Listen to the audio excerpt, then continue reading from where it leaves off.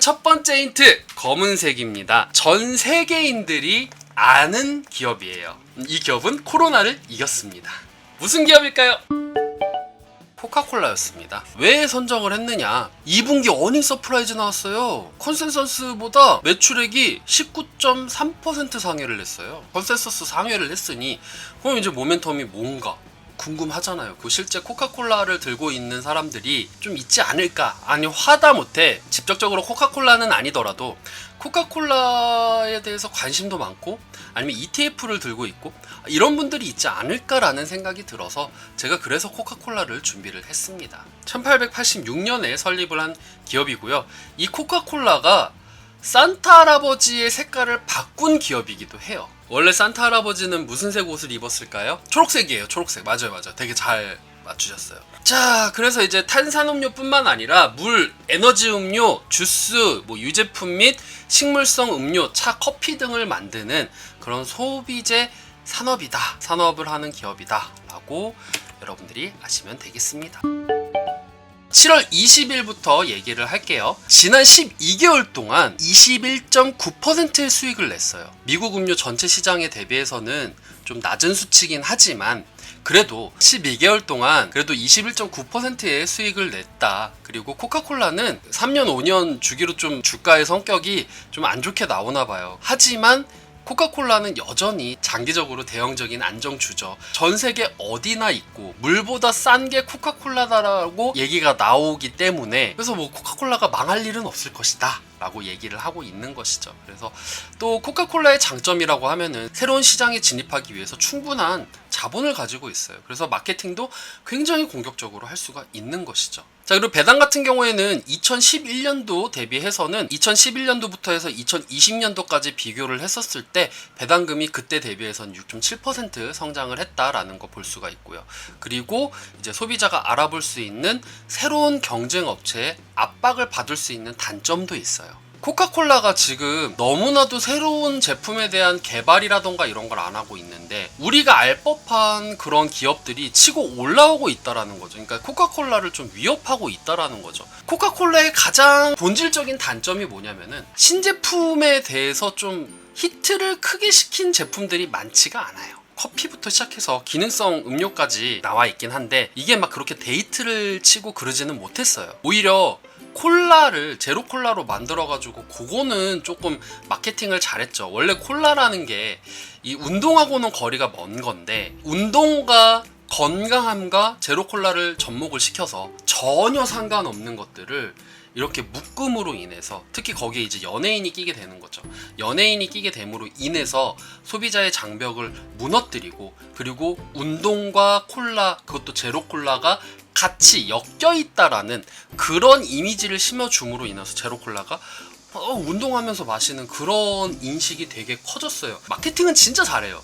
마케팅은 진짜 잘하는데 얘네들이 큰 본질적인 단점은 물론 공격적으로 투자를 해가지고 신제품을 만들기는 했으나 그런 것도 있긴 있지만 망했어요. 결론적으로는 그거 이제 제품 두 개 몇 개 소개를 하면 이게 코카콜라 거였어? 라고 여러분들 아실 수 있을 거예요. 21년도 7월 21일 날 매출 회복에 대한 기사가 나왔습니다.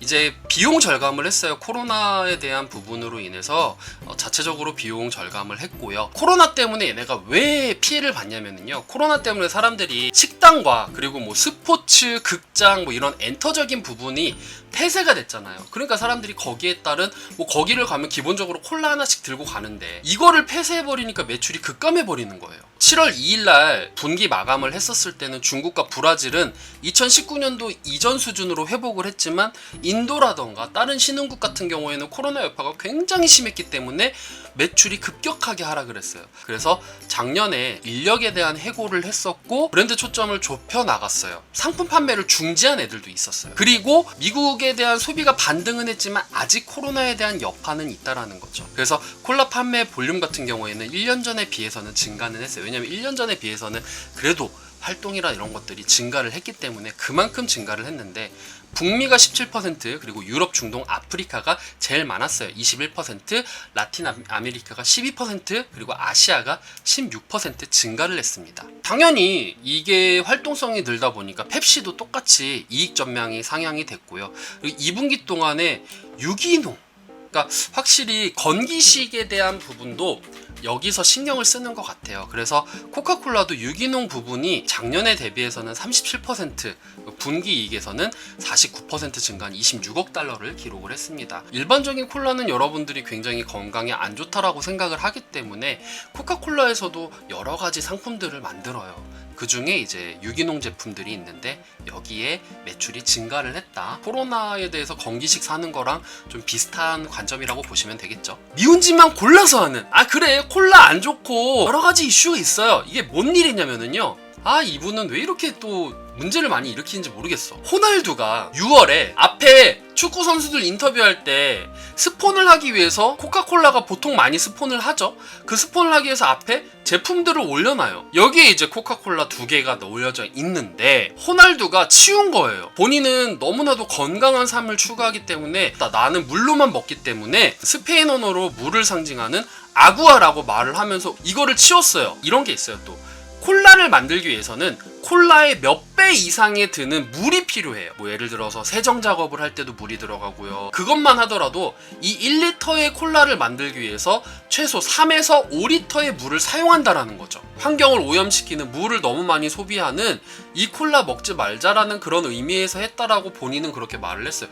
물론 틀린 말은 아니에요. 환경단체라면은 당연히 호날두가 했던 부분이 타당한 거예요. 문제는 어쨌든 간에 코카콜라라는 기업이 스폰을 해줬기 때문에 본인들도 돈을 그렇게 받는 것이고, 축구장이라던가 이런 운영에 대해서도 그런 후원과 스폰서가 있기 때문에 운영이 되는 거잖아요. 근데 그걸 무시하면 안 되죠. 그런 관점에서는 이것 때문에 시가총액이 수십억 달러가 내려갔어요. 하지만 그래도 CFO가 나와가지고 좀 제대로 대처를 했어요. 이벤트라는 게 뜻대로 되는 것도 아니고 좀 긍정적인 얘기를 했어요. 사람이 일이라는 게 뭐 그럴 수도 있고, 호날두 내가 소송할 거다 뭐 이래도 할 말은 없었어요. 근데 좀 너그럽게 웃어 넘겨주는 그런 모습을 보여줬죠.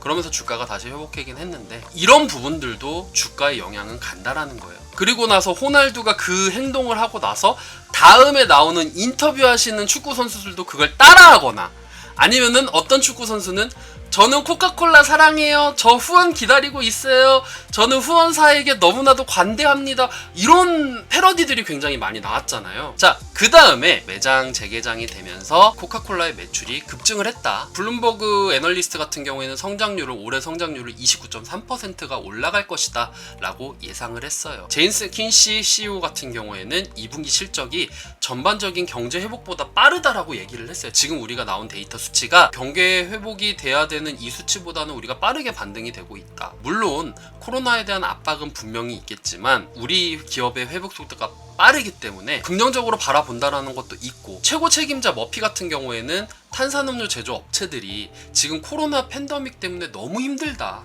그렇기 때문에 이걸 회복하기 위해서는 가격을 올릴 수밖에 없을 것이다 라고 하면서 콜라 가격 인상을 했잖아요. 그죠? 이런 부분도 어느 정도 반영을 했다. 코카콜라가 팬데믹을 회복하기 위해서 했던 것들이 가격을 올린 것도 있지만 또 그게 있어요. 지코! 다이어트를 하면서 설탕을 안 마시고 코코넛 물이 다이어트 할 때 되게 좋대요. 다이어트를 하시는 분은 되게 좋게 마시는데 일반 사람들이 이거 마시면 으악! 막 이래요. 무한도전에서 이것뿐만 아니라 뭐 비타민 워터 이런 거부터 시작해가지고 건강 음료가 있었어요. 전 이거 좋아해요. 저 이거 한 트럭 갖다 주면 저 이거 다 마실 수 있어요. 원래는 건강 기능을 위해서 설탕 없이 코코넛 원액을 집어 넣어가지고 판매를 했어요. 그래서 비싸기도 되게 비싸요. 코카콜라 같은 경우에는 여러분들 이 지표를 보더라도 매출액이 되게 스무스해요. 2022년도는 그래도 작년보다는 높아요. 368억 8,300만 달러. 다음 연도가 되게 스무스하게 올라가요. 꾸준히 올라간다라는 얘기예요. 소비재 중에서도. 올해 어떻게 나오느냐 봤더니 역시 연간 대비해서는 미국 시장이 15% 올라가는 거에 비해서는 코카콜라는 7.9%밖에 안 돼요. 그리고 음료 산업 수익 전체를 보더라도 컨센서스가 9.5%에 비해서는 낮아요. 전체 대비해서는 수익률이 낮지만 그래도 안정적으로 가져갈 수 있는 주식이다 라고 보면 될 것 같습니다. 그래서 스마트 스코어 같은 경우에는 제가 아까 전에도 말씀드렸지만 1점이 될수록 되게 강력 매수인데 얘는 지금 10점이에요. 부정적으로 보시는 분들이 많고 미비하다. 애널리스트 분들께서 목표가를 정해 주셨는데 이게 61.2달러가 평균이 되었다. 근데 좀 재밌는 수치가 나왔어요. 오히려 좀 이 코카콜라라는 게 급등을 하고 이런 주도 역시 아니지만 기대를 할 수 있는 건 이거죠.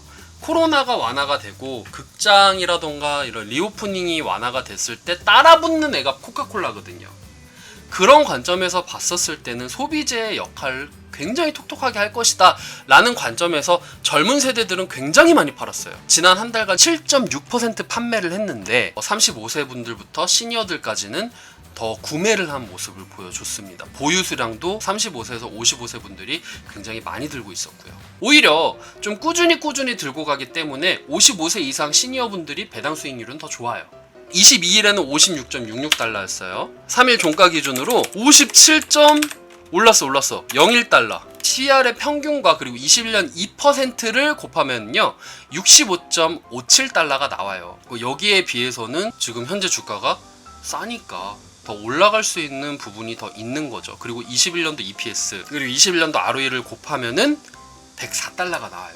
그러니까 역시 여기에 비해서도 충분히 올라갈 여력은 있다. 추천인 동향은 깎였어요. 그리고 보류에 대한 의견도 늘어났고, 그리고 구매에 대해서는 조금 보류를 하는 부분이 있고, 애널리스트 분들 같은 경우에도 지금 이제 현재는 지금 57달러인데 목표 가격을 59.8달러로 지금 잡고 있는 부분을 볼 수 있었습니다. 코카콜라는 진짜 내가 재미를 본다라는 관점보다도 리오프닝이 되었을 때 같이 따라붙는 수혜주로서 볼 수 있는 거고 꾸준히 이제 배당받으면서 가져갈 수 있는 안정적인 부분이다 라는 관점에서는 가져갈 수 있겠고, 약간 이제 스타벅스 가져가는 식으로 가져가면 좋겠고, ETF에 코카콜라라던가 뭐 스타벅스라던가 이렇게 대표 소비재들이 들어있는 이런 ETF를 하는 것도 방법이지 않을까라는 생각을 했습니다. 예.